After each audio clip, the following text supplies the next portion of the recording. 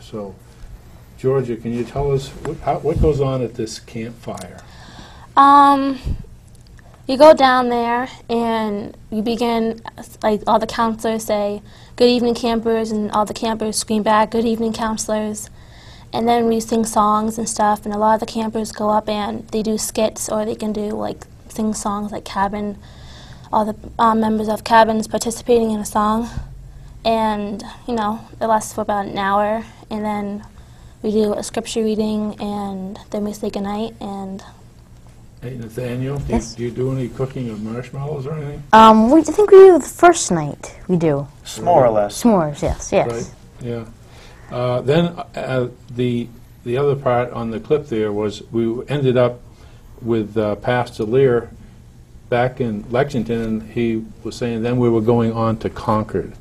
What happened up there? Well, we, among other things, we'll That's take a field trips. trip. Field trips, Yeah. and this would be the camp that took place in 2009. Of course, next year's camp will be July 10th to the 16th, I believe. We took the whole camp out to Concord and Lexington. Concord Bridge was a famous battle, and the motto of the camp is honoring the past, teaching the present, and teaching the present and preparing the future. So we want to give the attendees, both young and old, a real appreciation of the sacrifices of the men and women that went before us, generations before in some cases just, you know, so many years ago, a few years ago. So we start off at Lexington Battle Green, and the gentleman, Pastor Garrett Lear, is known as the Patriot Pastor. He's a New Hampshire resident. But he's a native of Lexington who actually had an ancestor that fought at that famous battle. And he gives a wonderful, and he's dressed in what they call the Black Robe Regiment, the clergyman. He is a clergyman. And he gives a very good narrative of what happened on that April 19th morning of 1775. And then we'll take some tours of some of the buildings, some of the historical buildings in the area, and then on to Concord, where we went onto the bridge and the visitor centers there. So history, reading it in a book is great, but actually seeing where it happened, I think, it makes it even that much better.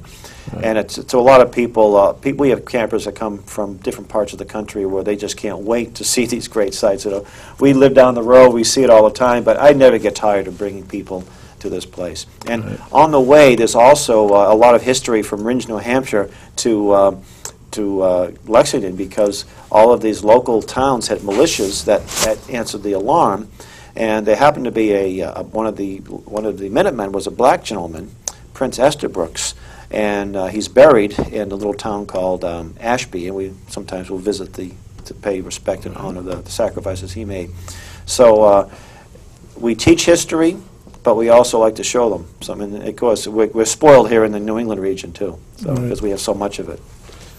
So, Georgia, have you ever attended that reenactment that they have in Lexington? I do, yeah. You have to get up pretty early for that, don't you? Oh, yeah, like 2 o'clock in the morning. 2 in the morning, just to get a Maybe place. not that early, but early enough. Yeah. So, how about you, Nathaniel? You've been to that? Oh, yeah. You like it? Mm-hmm. A lot of history there, huh? Yes. What's the age group of this camp? Well, for the camp? the general age group for those who might participate in the class is anywhere between 11 to 18. That might be an exception here and there, but pretty much we try to teach these things in an adult level. But we will be developing programs for the younger people too when there's younger, and there's plenty of things to do outside of the classroom activity. But let me just say, a typical day, as I mentioned, we start off with a couple of optional things: a morning run, or what they call a polar bear swim. And if it's in July in New Hampshire, it's not all that polar bearish when the water temperature is 70 degrees or what have you. But then we have our meal, our devotions, and then a meal in the morning, and several classes. Now, the field trip in the middle of the week took just about the whole day. The classes may vary. We have several on the Constitution, sort of the nuts and bolts of the Constitution. We had a class on the environment and global warming. Is it real? And of course, our contention it is not real. That global warming is not man-made, and then we're in a cooling period. But the politics behind it is the issue. And Blumenfeld, who has been a guest on this show, was one of the instructors. Jim Perloff, I think another one of your guests, he did a class on creation versus evolution, and of course on his Shadows of Power, explaining sort of the machinations, the folks behind the scenes that have a lot of influence in our country.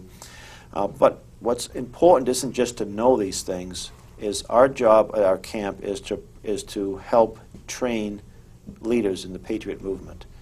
And some of them are adults who are learning these things for the first time, and some of them are children my age who can be leaders now, but also as they get older and as they become more active in the community, become responsible adults, they will be.